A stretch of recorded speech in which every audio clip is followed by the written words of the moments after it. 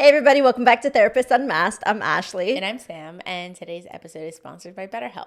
Now, if you're struggling with life's challenges, give our sponsor, BetterHelp, a try and get 10% off your first month of therapy.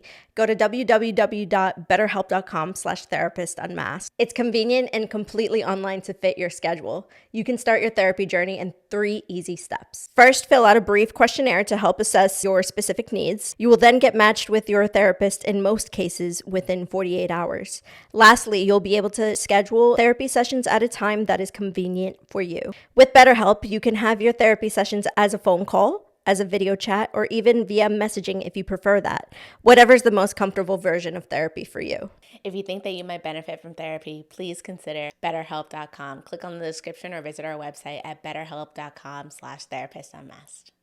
And now that we heard a word from our sponsor, tell them what today's episode's about, Sam. Today's episode is about unmasking the impact that a physical disability has on a person's mental health. We hope you enjoyed the episode, and let's roll the intro.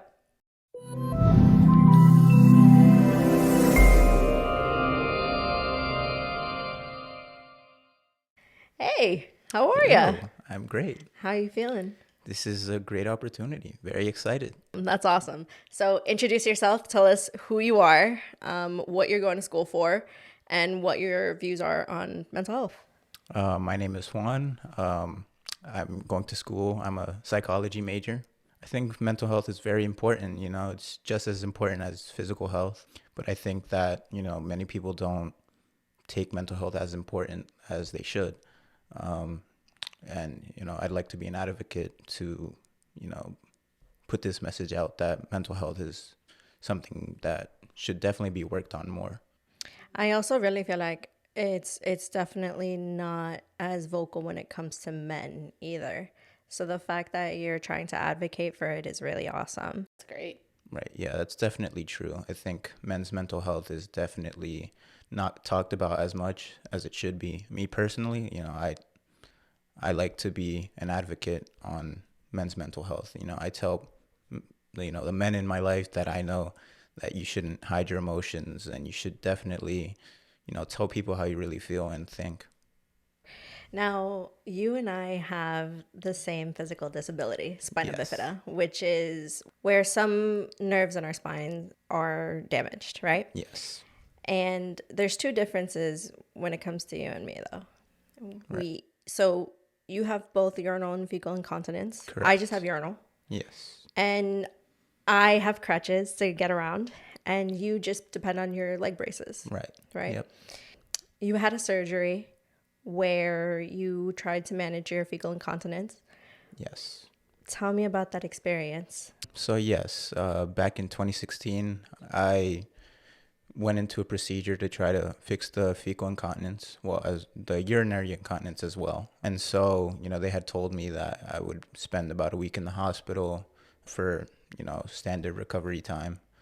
They did the procedure, and, everything apparently went well. I woke up, they said everything was going well. They kind of just wanted to wait to see how everything played out, how my body reacted to the procedure. And maybe about 3 to 4 days in, we noticed that things weren't going as well. I was very bloated. Things weren't kind of where they needed to be. Mm-hmm. A couple days later, I was woken up like around 2 a.m. And there was this doctor who basically was like, we need to do another procedure. Like, this is kind of an emergency. Here's the paperwork to go ahead with the procedure. And I was just looking at him like, confused. I just woke up. Well, it was at 2 a.m. I don't blame you. What the heck? I would also be a little delusional at that point. I was like, what's going on? Like, I have no idea what's happening. I was just with my mom. We called my dad. My dad came to the hospital as fast as he could. So they did the procedure. When the procedure was done, there was unfortunately an infection that had occurred. Oof. Mm. So because of that, I had to be intubated and placed under an induced coma. So that was for about 2 weeks. 2 weeks? You were in a coma for 2 weeks? Yes. Oh my goodness. And so And sorry, I don't mean to interrupt you. Were you still a minor at that point? yeah, I was 14. Oh, wow. Okay. So Wow, it was that long ago now? yes, about 7 years. That's crazy. So I just kind of, from what I remember, I just remember waking up and there was just like a bunch of tubing that I had with around, God. and the doctors just kind of explained like, we're sorry, like we just, unfortunately, you had some perforation happen. There was a cut that wasn't supposed to happen, and because of this, you had an infection, and we had to place you in a coma for your body to heal. So you were in a coma for 2 weeks. Yes, How roughly? roughly 2 weeks. So did your parents tell you anything that happened during that time? Basically, what they told me was that they had to kind of keep my body restrained and like just strapped so I wouldn't move while I was under. They just kind of had to keep my wounds open so that like it would could get rid of the infection. During that time, I had no idea what was going on. I had no idea I was even Out. out at all. Wow. I just remember waking up with all the tubing and being told about what happened. You must have been so confused. I genuinely was. There's this like bag called an ileostomy, and so it had to be placed in temporarily. And this was something I never knew about. Well, this bag was very uncomfortable. For me. Where do they place it? It was on my left side of like my stomach. Oof. It was very uncomfortable. You would have to replace it every once in a while, and it was just a very painful process. And they had asked me like, do you want to stay with it or get it reversed? And I automatically was like, get it reversed, because it was just too much pain to handle. And basically when they reversed the damage, things weren't really the same as before. So it's been, I wouldn't say a struggle, but I've been learning how to manage my situation and, doing my best to just come to terms with my incontinence and learning from what happened during that day. How do you feel like this surgery changed your life? It definitely changed my life in the sense that before that surgery, I was very outgoing. I would like to talk to people, socialize, always be part of the group or just, be involved in everything. But ever since then, I kind of isolated myself a lot, just had a lot of social anxiety.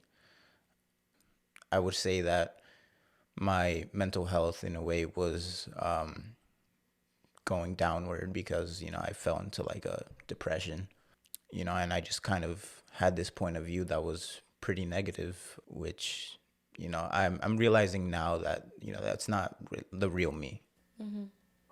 What does your depression look like? It's full of a lot of negative self-talk.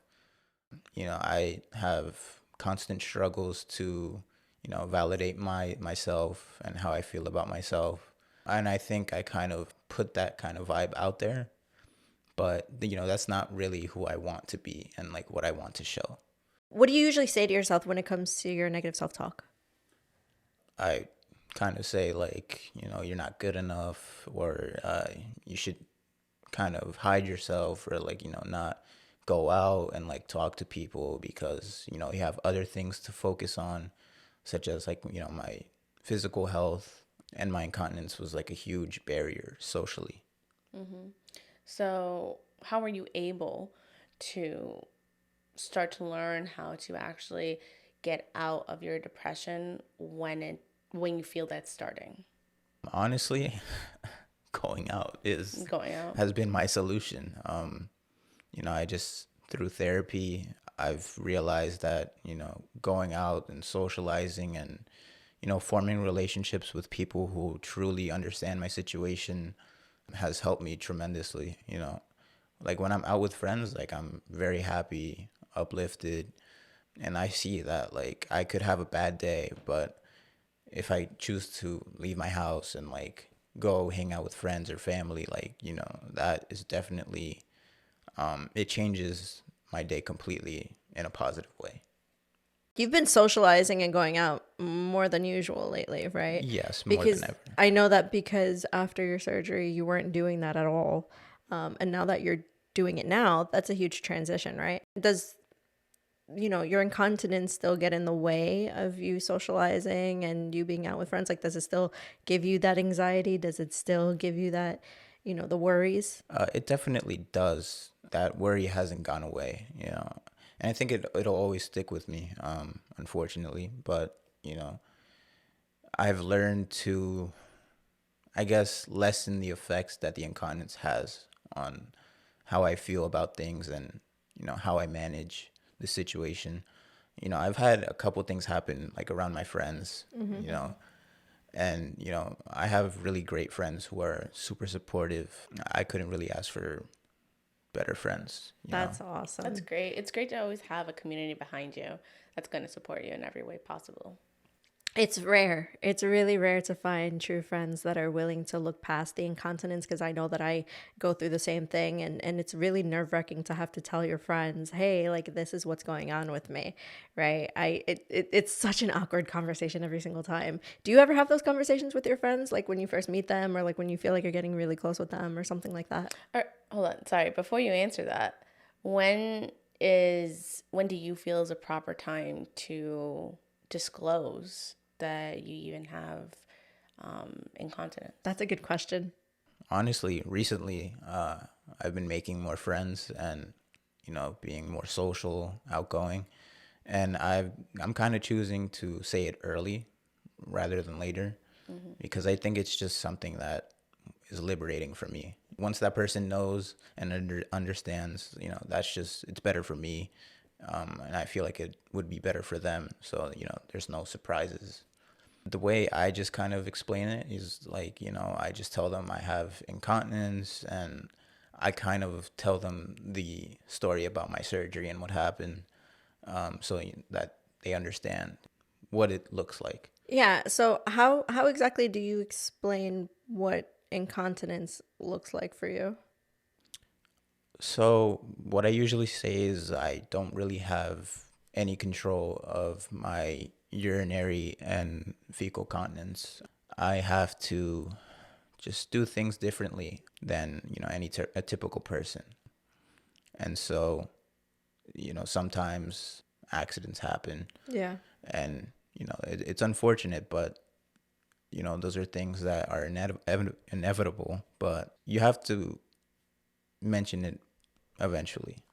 Of course, because especially when those accidents end up happening, they're going to be like, oh, or some of them are like, what's going on?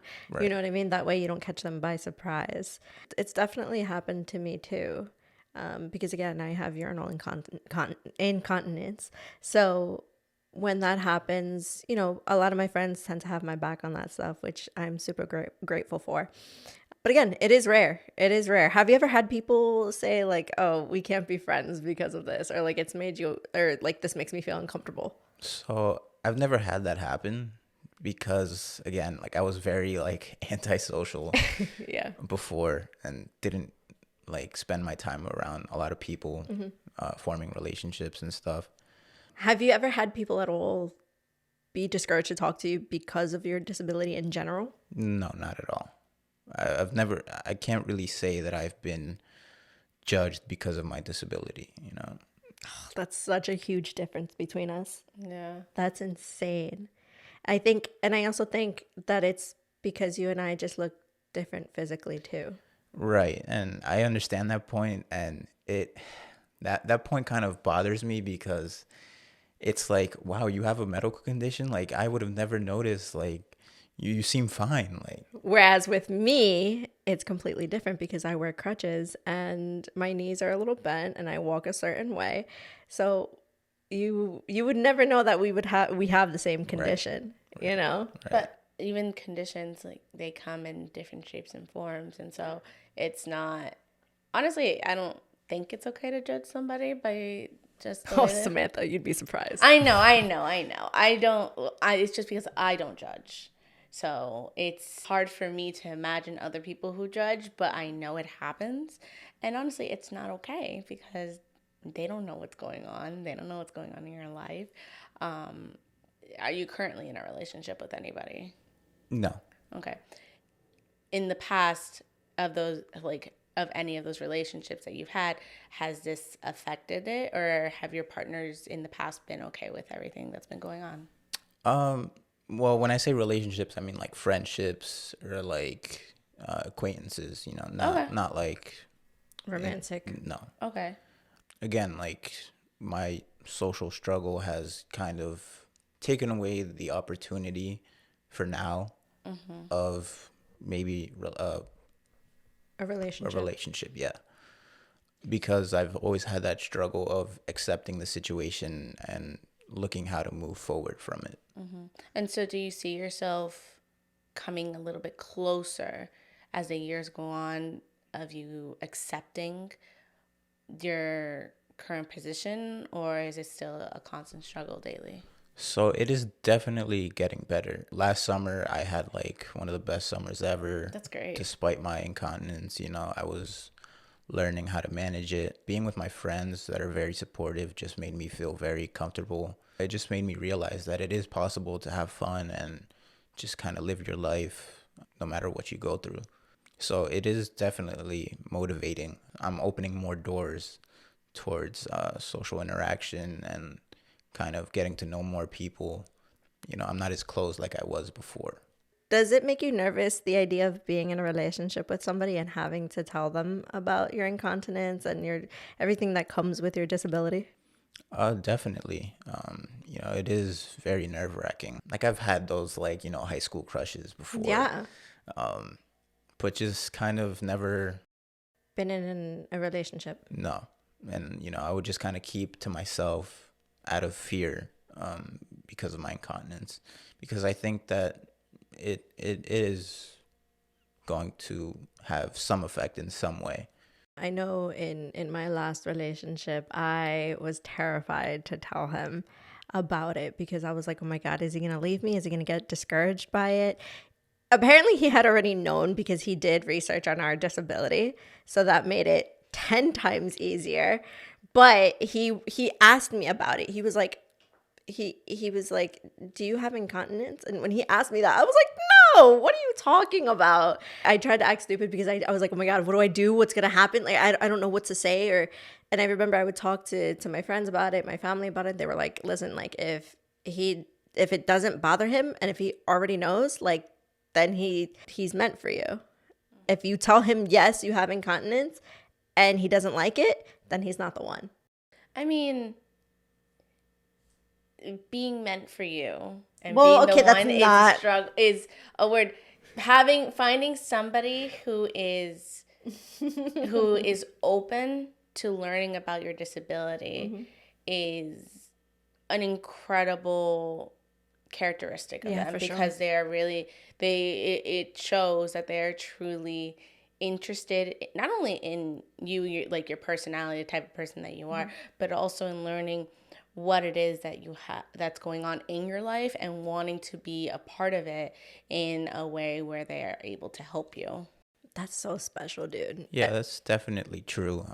You know, I have acquaintances who are like that. They're always so supportive and like, you know, they're always there to listen to you when you're going through anything. And, you know, they understand what it means to struggle emotionally and, you know, have to jump over a bunch of hurdles to get where you want to be.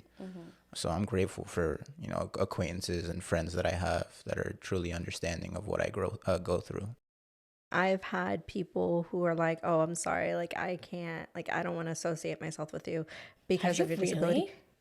Yes, you didn't know? No. Yeah. Even when it comes to dating The too. audacity. Yeah, even when it comes to dating too. Oh my goodness. All right, let's be real here. I've tried online dating but I make it clear. I make sure I make it clear that I have a disability and that I use crutches and this is what it is, take it or leave it. And a lot of people are always usually like, it's fine, I don't care, like Right. it won't bother me. But then once they see me in person, it's a whole different story because so my perspective or my assumption is that I feel like people just think, okay, it's just crutches, whatever. but it's more than that, and they don't know that until they actually see me. Right. And then that's when they're just like, okay, no. And then I see their body language, and I see how they are towards me, and I'm like, oh man, I lost them.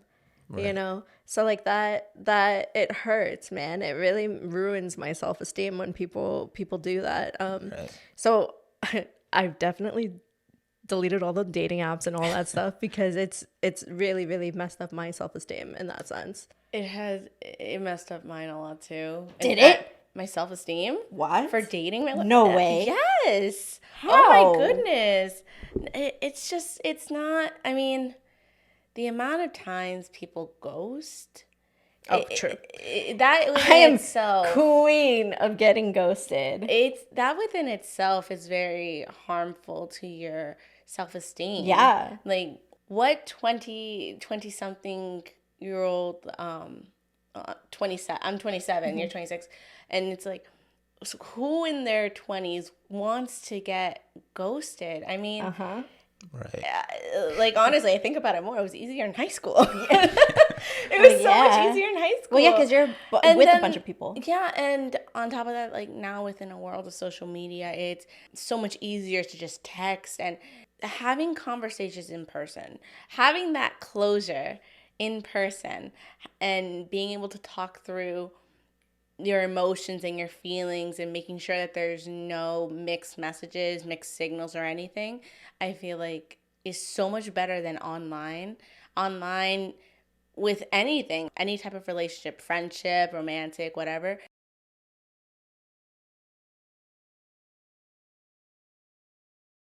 Correctly and properly. So I think with online dating, it's not, it's a cool way to meet somebody, but I don't think it's the best way It's not. to work on your self-esteem. Yeah. Especially if you suffer from a mental health disorder, it's just gonna make things worse, especially because, let's be real, it's really easy to fake emotion via an app. And so some people are so much better at saying things and not having the same actions behind it, and then they leave you wondering, what did you do, when in reality you didn't do anything. So it stinks. Yep. Yeah, definitely. I've had people who were always like, I accept your disability. It's fine. Like I won't leave. And even if I'm not feeling it, like I'll tell you.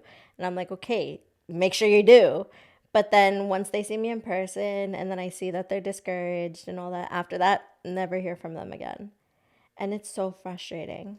I remember there was this one time I did go out with somebody, and after two dates, who messaged me and was, very, respectful, and said, listen, you're great, but like I don't like, there's nothing here. And I was so respectful of that, and I honestly admired it. And then I think about it now, I'm just like, that was the bare minimum. That was literally the bare, that's, how can you not express how you feel to somebody, especially when the person is basically a stranger? Samantha, I ask this to myself every single time. Like, how is this so hard? Why is it so hard to just tell somebody, hey, like, I'm not feeling it, or you're being a little too much, or like, I don't know, anything. But then again, I also think about it on the other perspective, because we are outgoing people. True. We are the people that talk. We talk for our career. There aren't people who are as outgoing as us, who communicate as much as us, and who honestly probably have a fear of it spiraling out of control and not knowing what to do at that point. Because we know how we respond, and we know I'm respectful, you're respectful, and it's probably, some people like it and other people probably expect a different thing. So that is also a fear of people, of the rejection kind of spiraling out of control, and then it leading to something that you're like, I don't know what to do from here. So is it intimidating being around people that are extroverted as an introvert? It's definitely intimidating, but necessary, honestly. I mean, I speak for myself. When I'm around extroverted people, it kind of forces me to bring myself out of my shell.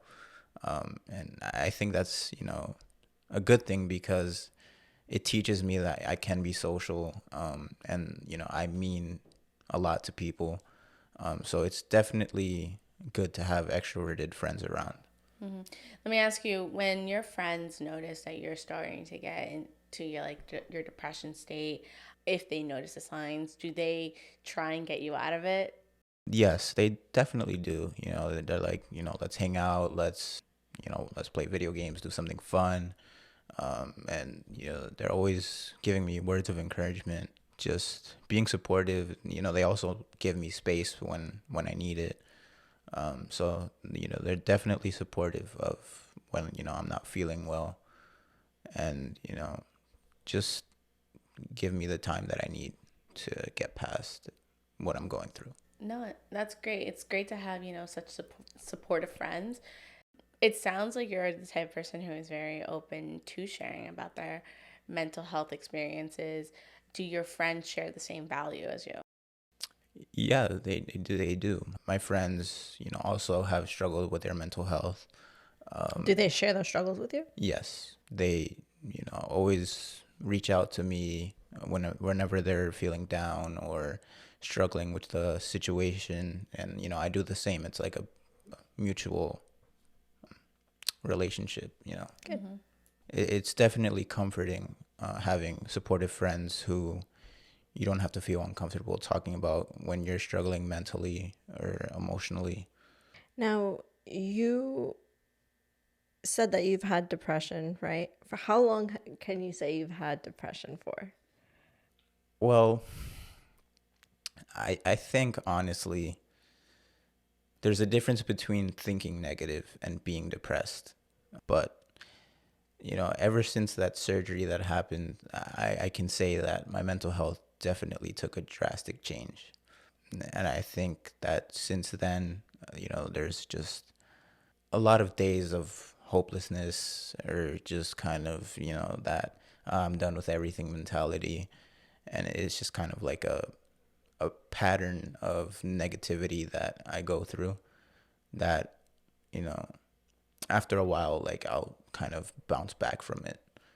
So definitely since like 2016 is, I would say, a big marker. Have you ever felt like you were just like, I'm done with life? Like, I don't want to be in this world anymore. Many times. I've had moments where I would just kind of think like, what am I doing? It's kind of pointless, that my condition is just in the way of everything. There's been very dark times. Thankfully, through therapy, I've been able to kind of shift my thinking and try to be as positive as I can to avoid, those moments where you kind of just you're in like the brink of hopelessness. When you've had these accidents, or when you have these accidents, what goes on in your head? How do you manage your mental health in those moments? So honestly, I don't manage it.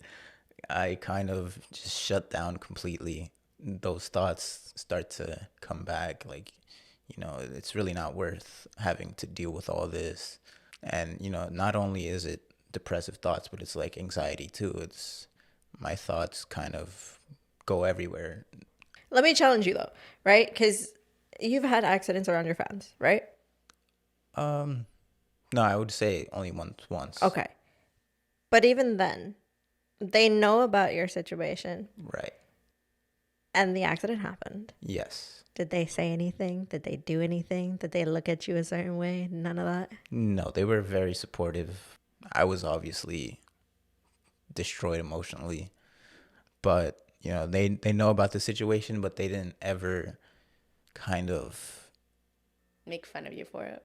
no, not that. They just kind of have like an experience of what it really is or how it really plays out.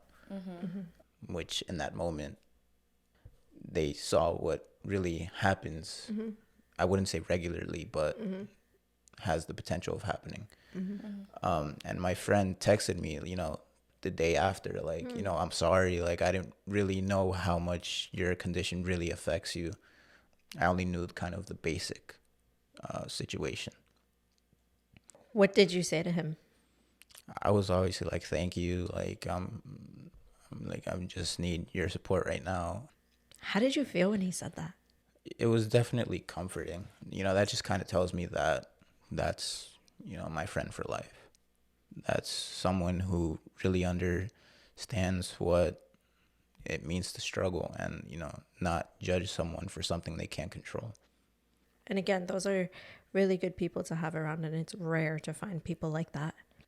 I remember when that happened to you, you were really beating yourself up for it. But you Right. also have to really, really start thinking like you have a good support system. At the end of the day, they're never going to judge you, especially knowing that you have no control over this. And they know that too, right? So I feel like, is that something that you struggle with? Just like knowing that support is there and knowing that like they accept it, they know what's going on, and Right. Yeah, it's definitely a struggle because I internalize everything. So it's like me. Like it's my fault. I can't control it. So it's like I fail sometimes to see the outside and like the support that's outward. So it is a struggle. I feel the same way. I tend to, that there's people, again, like I've talked about, that there's people who don't accept my disability and don't want to be around it. And they're like, sorry, like, I don't think I can handle this in my life, right? But I also tend to forget about the support that I have too. Because then I think like, oh, like, I wish I wasn't in this position. It sucks that there's people out there that don't accept a disability of mine that is completely out of my control. Right. And it's such a terrible feeling. But again, I forget about that support that I have, the support of people who are always telling me like, listen, like you're doing way better than you think you are. uh, Way better than you think you are. We can look through our texts. No, for real. Like people who like uplift me all the time and remind me that at the end of the day, like I'm just like anybody else. And that's super comforting. But you do lose yourself when something like that happens, though. Yes, definitely. It's just like all hell breaks loose in a way. You blame yourself. And yeah, I blame myself and my mind just totally blanks. I put myself down so much that like I don't want to do anything. I don't want to talk to anyone. I kind of just want to be on my own and like just let the steam blow off. If I wasn't physically disabled, I don't think I would have the friends that I have now. I don't think that I would have the mindset that I have now, right? Maybe you wouldn't even have the career that you have right now. Honestly, you're not wrong. I don't even know where I would be right now, to be quite honest with you. Yeah. I don't know. So I'm at the same time, I am grateful that this happened because, or I am in the position that I'm in because I have good people around me who see me for me. Right. And I'm sure you feel the same way. Yeah, no, my condition is not a complete burden for me. Like I'm also grateful that it happened. And I'm also grateful for what happened in 2016. Really? That was, yeah, despite almost losing my life, that was kind of like a wake up call to, take things serious, which I feel like I always have since a very young age. I've forced myself to grow up because, being in the hospital so much with so many surgeries, I've had to make decisions that are, kind of life or death. During my childhood, I also had surgery and had to make these important decisions. So, where I am now, like many people say, like I'm very mature for my age. I'm not that like party person, like going out, getting drunk and like, I've always been very serious, which, it's a double-edged sword because it's like I want to relate to people my age, but it's also very hard because I've taught myself that I need to grow up and, not focus on certain things and, progress in what I have to get done in life. That's also kind of, it's an interesting like back and forth battle, because it's like I want to be social, hang out with people, but it's like I also have a lot of things that I have to focus on myself. Honestly, it sounds like you're doing great. You're learning about yourself. You're learning about what to do in certain situations. You're learning how to move past certain situations. And that's honestly all that anybody can ask for. It's, learning and growing, because we could be 60 years old and we're still learning every single day how to handle new things that life throws at you. Right. You are studying psychology. Yes. So what do you want to do with it? I also want to become a therapist. Okay. Yay. And, it makes me laugh because sometimes I'll be in class and I'm like I'm paying tuition to learn about myself. Because there's just, many times where I'm like, well, yeah, that's me. Or, yeah, that makes so much sense. So why certain things happen to me and why I reacted a certain way. So, I'm glad I chose this major. Do you have a certain population that you want to work with? So I do want to work with the physically disabled. Cool. Also, those who struggle with anxiety and depression, anxiety disorders such as panic disorder, which I also have. Because I feel like, I could truly relate to that population. And I think it's important to have someone who's been through what you've been through Absolutely. in order for, the treatment to be effective. Yeah. And that's also how you build rapport with your clients too, right? Knowing that you've been through the same situation as them. They then build that trust in you and feel comfortable enough to tell you whatever it is that they're going through. Right. How do you feel like your disability or even the incontinence in general might affect you in your work as a therapist? So that's a question that I'm still kind of analyzing, but honestly, my incontinence does have an effect on me socially, but I think it could go two ways. Either my clients could be very accepting and trustworthy of me, or there could be other clients who may choose not to work with me because of that, which honestly, like, I understand that point. Everyone has a right to decide for themselves, but I feel like those who are accepting of it, it could be like more of a stronger bond because of their understanding of me and I'm understanding of them. So How do you think you'll feel if you ever have people that are like, oh, sorry, I don't want to work with you because of this? I honestly, I wouldn't take it personal because I understand where they're coming from. They have their wants and their disagreements. So I wouldn't see it as something personal because, it's something I can't change. I can't really do anything about it. But, they have their decision and I respect their decision at the end of the day. What are your career goals when it comes to psychology? So my career goals would be to become a therapist. My intentions are to pursue a doctorate degree. This man wants a PhD. Woo! He wants a PhD. Hey, yeah. I'm not the only one. Nope. Nope. Not exactly a PhD, more of a PsyD. Oh, even which- worse. No, I'm joking. I'm joking. Honestly, I would get a PsyD if I could. Yeah, It's just money. I'm more interested in the therapeutic aspect. Yes, me too. Yes, So- that's the problem. But it's just only the money. Yeah, So because it's not funded. So that's something. And that's what's leading me towards a PhD, because it's government funded. Everything is covered.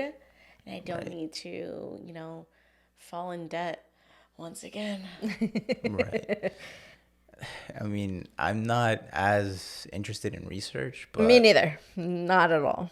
It's actually okay. You gotta try it before No. you bring it I down. did in school and I didn't like it. Oh my God. I think it's still kind of, well, it's not really early. It's like Yeah. I have one semester left. Like I have to decide, do applications. You can also try to just work in the field for a little bit and see if it's actually something you want to do. Because I'm not going to lie, like, it's expensive to go for your master's degree. Yeah. So if you're not entirely sure, then work as He wants to go straight into his PhD program, though. Oh, you want to go straight into your PhD? Yes. Or you want to go into your master's program? He thought about going. So Okay. I did think about going straight into the doctorate program God because bless you. I mean I have received some financial support that I'm grateful for. I recently did speak to a graduate student in their PhD program, and I asked them whether or not it was a benefit to go in with your master's, or is it something that, you know, kind of makes you look like you're slacking, or not slacking, but like you're behind. Right. And she said, honestly, no, because you going into your PhD with a master's program, it shows the committee that this is something you are truly ready to pursue and that you're actually serious about, and you have some experience under your sleeve. Whereas if you go with your bachelor's, it's not a bad thing, but they also want to see what you did during that time. If you worked at any places doing assessments, like what kind of experience you have to prove that you are actually capable of going through a PhD program. Right. And I think that's also another struggle of mine because, you know, I've let my incontinence kind of dictate my decisions. You know, right now I don't really have as much experience, let's say in like a clinical setting or internship program. And it's kind of discouraging me into going in directly into a doctorate program. You know, I'm still kind of weighing my decisions. It's looking like I'm leaning towards kind of taking a break from school, getting more experience in some kind of psychology related job and applying after. Honestly, That's not a bad idea. I feel like that is the most logical, especially if you currently don't have any experience. Like, it would have been a different answer if you would have said that you had experience during college, that you worked at a place as a behavioral therapist, or you did certain things with people within the psychology field. But if you generally do not have any clinical experience, I don't recommend it. Only because I don't know if you've talked to Ashley about her experience in grad school, but we've definitely talked about it on numerous occasions, and I can say it's not for the faint of heart. Yeah. It's something that for the next 2 years, it is going to be a struggle. You have to see if it's something you truly want to do. That way you're making sure that you're not wasting your time and money. And you know what? Even if you do your master's program, they will give you pretty hard like they'll interview you before even getting into the program, and they will also ask you like clinical questions too. I mean, for me, like it just kind of puts me down in a way because I feel like I'm delaying my progress. Yeah, I know like no one has like a linear path towards their career. You know? There you go. Yeah, I know. I understand. I understand that. Listen, now. I'm older. I'm a year older than Ashley.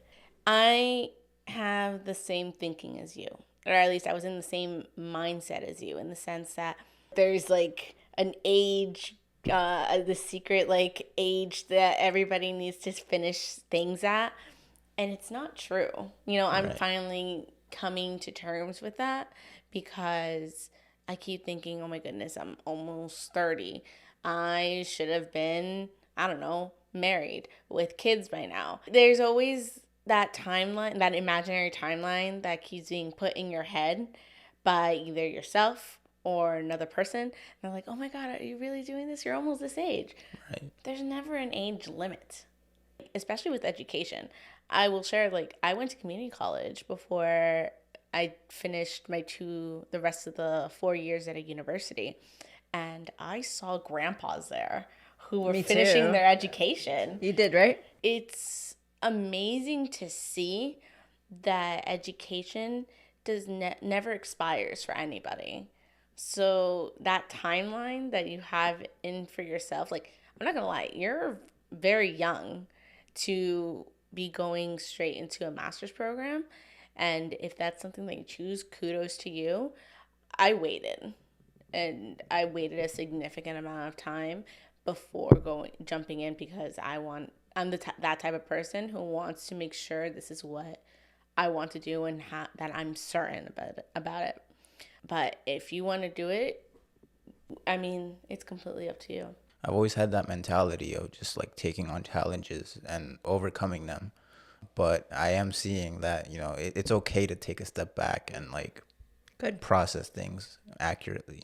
From my master's program, I first went to school counseling at first, right? And then I only did the semester there, wasted my absolute time, and I was upset because I was just like, now I just delayed myself even more. But at the end of the day, things happen for a reason. I'm finally where I've always wanted to be at this point right now. No matter how old I am super grateful for it. I'm grateful for all the times that like I figured out that I didn't want to do school counseling and that things didn't work out in my favor, but I'm okay with where I'm at right now. You know what I mean? At the end of the day, you just have to remember the timeline, the education is the same for everybody, no matter the age. Right. Everyone's learning the same thing as you. Everybody's learning at the same pace. So no one is ever going to be above you in any way. Yep. Because you're all learning the same thing. The only thing that's, I guess, in anybody's mind that's racing is the clock of age, but I mean, you can't really avoid that. Right. I mean, because, I've known that having a degree in psychology, especially like postgraduate, it's a lot of years of school. So that's where it kind of years. It scared me to kind of get things done as soon as I can and not go backwards at all. So that was kind of the reason why I kind of put myself down when I think about taking a break or, not pursuing something as quickly as I wanted to. Mm-hmm. You make goals for yourself, right. And you put yourself down when you don't reach those goals in the time frame that you wanted to.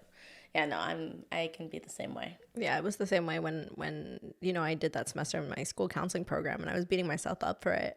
Everybody has their own moment of achieving. Mm-hmm. Exactly. Now, let me ask you, with your mental health, how's your family with everything? Are they supporters of you going to therapy? It varies. Okay. Because, some family members, they support the idea, and some family members, maybe not as fond of me going to therapy. It's a struggle of getting them to understand what I go through. And I speak more towards the fact that I have panic disorder. Mm-hmm. So, there's moments where I get panic attacks. Sometimes it's conscious, sometimes it's subconscious. And when I've had panic attacks, it's been a struggle for them to understand why it happens or what causes it.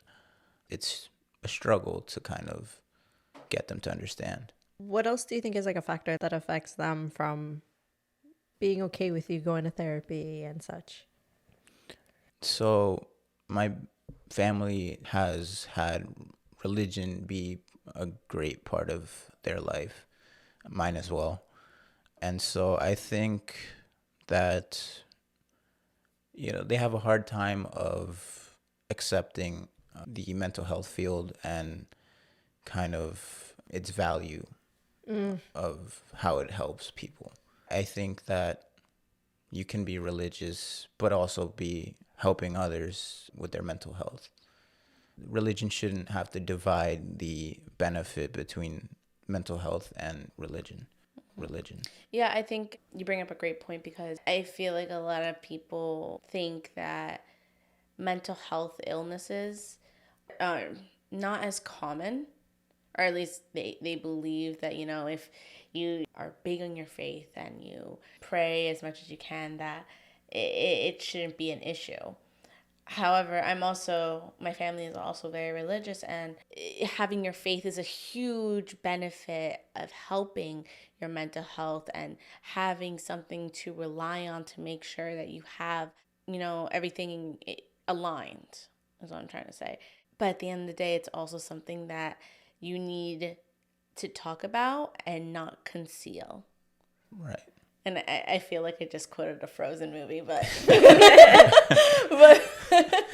It's honestly, it's something that you need to work on daily. It's not something that's just going to be prayed away. Right. As much as our families would like to believe, it's something that needs constant work, and it's never really going to go away. Right. And for the record, I'm not against religion. Oh, no, neither am I. I would say that I do have my own beliefs in my way. My family has tried to kind of influence me heavily on religion, but I kind of choose to believe in religion in my own way. And so I wouldn't say that religion isn't helpful or mental health isn't helpful. Like, they're both helpful. It's important to have both. A balance between the two. Yeah, I think they go hand in hand, essentially, because I know when I talk to my clients, I say, do you have a faith that you practice? Is there something in your life that you hold on to dearly and you are constantly rehearsing it? And a lot of my clients say, yes, my faith. I am religious. I am spiritual. I do this. I do that. And it's like, great. Hold on to it because it helps. It helps in a tremendous way because you're able to take your mind off of everything that is going on and just focus on that one thing specifically, whether it be your faith, whether you practice a sport, whether you are into cooking and you just want to cook, or you like horseback riding, or you take up anything that takes up your time to get at least like an hour out of your head is helpful. Right. And, with my therapist, like, my therapist encourages me to practice the religion I want to practice. They're not, telling me don't go to church, They're supportive of religion. But my parents kind of have that mentality that, you go see a therapist because you're like, you want to speak against Lacking. Yeah, you're lacking and you want to speak against religion. But I literally tell them, like, he's encouraging me to go to church. So I think that's a stigma. I think it's a stigma between a lot of people that are into faith. It's a great thing to have faith, but us as therapists, we're people too who have faith. Right. In religion, spirituality, anything. Discouraging people to go about their life and find what it is not our goal, and it's not in the books for us at all. Actually, like, no judgments, making, like, we study to make sure that we're not making any harmful judgments of anyone, making people feel offended, making sure that people are comfortable where they are because they need to know that they are in an open space. And so if following religion is what they want to do, that's the encouragement factor.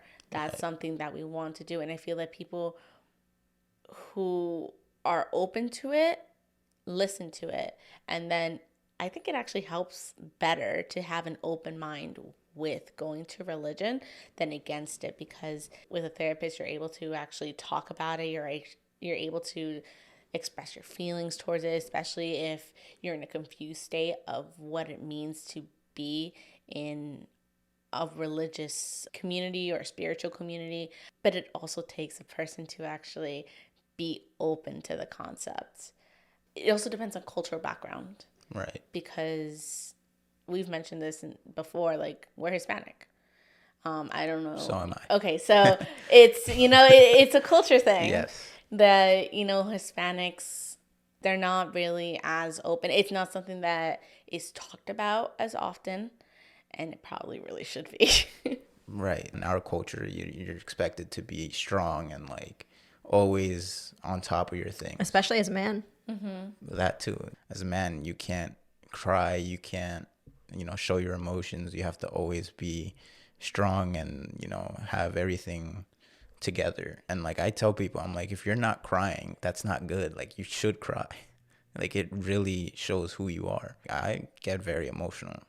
I don't hide my tears. And I don't say it to, like, toot my own horn, but I think it's so important that you don't hold your emotions back, because that only damages your mental health even more. No, it's So true. true. So true. Let's go back to your career goals for a second. Do you want to have your own private practice? Yes, I do. Okay. How do you feel like your incontinence is going to affect that? Well, again, the whole client aspect, I would have to mention that in the beginning of treatment, and also just managing everything. Like if I have my own office, like I know there will be days that are very difficult for me physically, but it's just a matter of finding a way to push through and manage my time wisely. What helps you keep going in life despite what you've been through? Honestly, what I've been through has helped me kind of keep going because I just kind of tell myself, like, how am I still here? Like there has to be a reason. Like, there's just been so many moments where I could have not been here, and fortunately I'm still here. So I've had a lot of second chances, and I'm not a person who likes to keep things for granted. Now, we're going to end it with this. Where's your mental health at today? Where is it today? In terms of depression, I'm learning to be patient with myself, kind of just accepting situations for how they are. Socially, like I've made so much more progress that's taken a lot of weight off of my shoulders. I'm enjoying life more, and I'm grateful for all my experiences, because if it wasn't for all the things that I went through, I wouldn't be able to push through and continue just continue being someone who knows how to face adversity. By the way, in therapy, are you taking, well, besides therapy is what I meant to say, do you take medication? So yes, because of the panic disorder, I was put on medication a couple months ago, and What's your views on it? so before taking the medication, I was very against it. I was scared because I've heard like stories of side effects. But, now that I'm using it, I've seen how much it really helps. And, I just think that there's a lot of stigma with medication, because of the side effects, and people think like it'll make you worse or make you crazy, but like that's not how it works. Unfortunately, people don't really know unless they're experiencing a mental health disorder.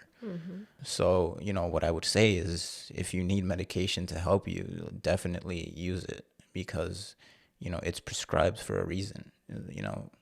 Psychiatrists aren't there to harm you, they're there to help. I really wish that medication was really not talked down upon as much as it is. Absolutely. All right. Well, I think we got everything. I think we did too. Thank you so much. Coming. Yeah. Thank you for having me. This Of was course. great. We had a really good conversation. I feel like I Yes. got to know you more than I ever have in the 20 something years that I've known Yes, and this has definitely helped me even more kind of bring my story out and you. just Absolutely. lift a lot of pressure. Oh my goodness, I'm so happy about that. Awesome. All right, guys. Thank you guys so much for watching. Please like, subscribe, comment, share this with your friends and family. Please follow us on Instagram, Therapists_Unmasked. Listen to us on Spotify, Apple Music, all of it. And we'll see you guys next time. Bye. Bye.